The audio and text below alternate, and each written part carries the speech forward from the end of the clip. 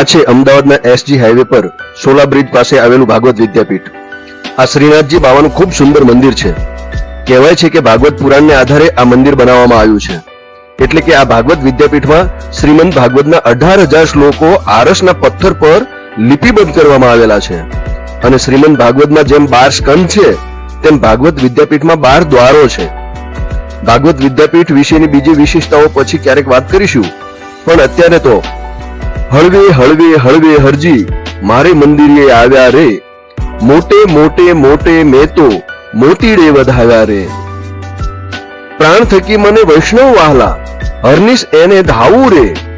પ્રાણ થકી મને વૈષ્ણવ વાલા, હરનિશ એને ધાવું રે. તપ તીરથ વૈકુંઠ તજીને મારા વૈષ્ણવ હોય ત્યાં જાવું રે. આવું નરસૈયો બોલે. અને બોલમાં બોલમાં બોલમાં રે, રાધા કૃષ્ણ વિના બીજું બોલમાં. તેમજ ગોવિંદો પ્રાણ અમારો રે, મને જગ લાગ્યો ખારો રે. આ પદ મેં તમને એટલા માટે સંભળાવ્યા કે ભાગવત વિદ્યાપીઠના પ્રાંગણમાં આપ પ્રવેશો એટલે પ્રાંગણમાં પ્રવેશતા જ મંદિરની બંને બાજુ બે નાની નાની છત્રીઓ આવેલી છે.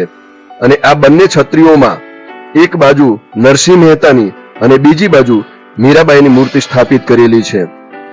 નરસિંહ અને મીરા કૃષ્ણના અનન્ય ભક્તો હતા. અને ગુજરાતી સાહિત્યમાં નરસિંહ અને મીરાનું પ્રદાન પણ અનન્ય છે. આ બંને ભક્ત કવિઓ હતા અને એ બંને ભક્ત કવિઓ કૃષ્ણ ભક્તિમાં એ રત હતા. અને કૃષ્ણ ભક્તિના અનેક પદો નરસિંહ અને મીરાએ લખ્યા છે.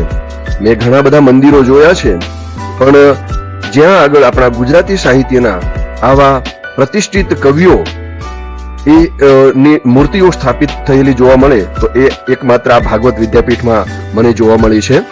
ખૂબ ગર્વ લેવા જેવી બાબત છે અને ગૌરવ લેવા જેવી બાબત છે કે આપણા આવા ધાર્મિક સ્થળોમાં એના પ્રાંગણમાં નરસિંહ અને મીરા જેવા ભક્ત કવિઓને સ્થાન આપવામાં આવ્યું છે, જેમણે શ્રી કૃષ્ણની અનન્ય ભક્તિ કરી છે, ભક્તિમાં રત રહ્યા છે.